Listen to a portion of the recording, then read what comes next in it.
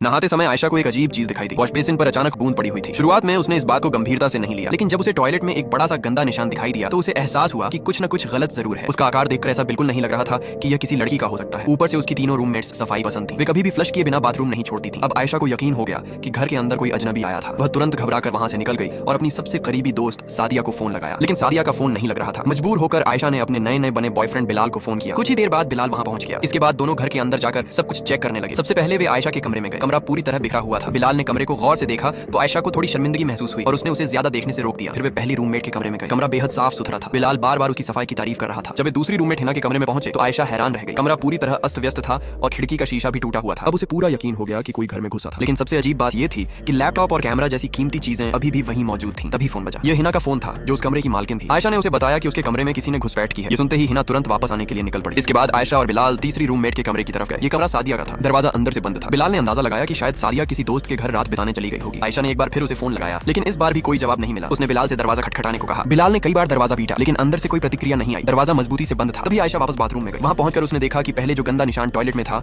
वह अब गायब हो चुका था। इसका मतलब साफ था कि उसके पहली बार घर से निकलने के बाद कोई वापस अंदर आया था और उसने फ्लश कर दिया था। ये बात समझते ही आयशा के सिर में दर्द होने लगा। उधर बाकी रूममेट्स भी वापस आने के रास्ते में थी। आयशा अमेरिका से इटली आई हुई एक एक्सचेंज स्टूडेंट थी। संयोग से वह 3 दूसरी लड़कियों के साथ इस अपार्टमेंट में रहती थी। पहली लड़की का नाम मरियम था। उसे कानों में बहुत सारी बालियां पहनने का शौक था। दूसरी लड़की हिना थी। उसे टीवी ड्रामे और सोप ओपेरा देखने का बहुत शौक था। ये दोनों इटली की रहने वाली थी। तीसरी लड़की सादिया थी जो ब्रिटेन से एक्सचेंज स्टूडेंट बनकर आई थी। क्योंकि आयशा और सादिया दोनों अंग्रेजी बोलती थी और उनकी पसंद भी काफी मिलती जुलती थी, इसलिए दोनों की दोस्ती सबसे गहरी थी। हालांकि सादिया के ब्रिटिश दोस्तों को आयशा खास पसंद नहीं थी। जब वह अपने अपार्टमेंट वापस पहुंची तो उसने देखा कि मुख्य दरवाजा खुला हुआ था। आयशा ने सोचा कि शायद दरवाजे का ताला खराब है, इसलिए उसने इस बात पर ज्यादा ध्यान नहीं दिया। उसने घर के अंदर कई बार आवाज लगाई, लेकिन कोई जवाब नहीं मिला, इसलिए वह बाथरूम में नहाने चली गई। यहीं से इस पूरी घटना की शुरुआत हुई। आयशा और उसका बॉयफ्रेंड अभी पुलिस को सारी बात बता ही रहे थे कि तभी 2 पुलिस अफसर वहां आ पहुंचे। आयशा को लगा कि पुलिस इतनी जल्दी नहीं आ सकती थी। बातचीत के दौरान पता चला कि दोनों अफसर यहाँ इसलिए आए थे क्योंकि उन्हें 2 मोबाइल फोन मिले थे। ये दोनों फोन सादिया के थे। उसके बॉयफ्रेंड ने पुलिस को अभी तक हुई सारी बातें बताई, लेकिन अफसरों ने कहा कि वे सिर्फ गश्ती पुलिस है और चोरी के मामले की जांच उनका काम नहीं है। आयशा और उसके बॉयफ्रेंड ने फोन अपने पास रख लिए और घर में दोबारा तलाश करने का फैसला किया, लेकिन उन्हें कुछ भी नहीं मिला। इसी दौरान सन्ना अपनी सहेलियों के साथ वापस आ गई। उसने देखा कि सादिया के कमरे का दरवाजा अंदर से बंद है। उसने अपने एक दोस्त से दरवाजा खटखटाने को कहा। जब दरवाजा खोला गया तो अंदर सादिया की लाश मिली। पुलिस ने तुरंत पूरे इलाके को सील कर दिया। सना जोर जोर से रो रही थी, लेकिन आयशा असामान्य रूप से शांत दिखाई दे रही थी। उसने वहीं अपने बॉयफ्रेंड को गले लगा लिया। यह दृश्य एक पत्रकार ने कैमरे में कैद कर लिया। बाद में केस के इंचार्ज पुलिस चीफ ने भी यह तस्वीर देखी। इसके बाद आयशा और बाकी रूममेट्स को बयान दर्ज कराने के लिए पुलिस स्टेशन ले जाया गया। आयशा की इतालवी भाषा बहुत अच्छी नहीं थी, इसलिए पूछताछ लंबी चली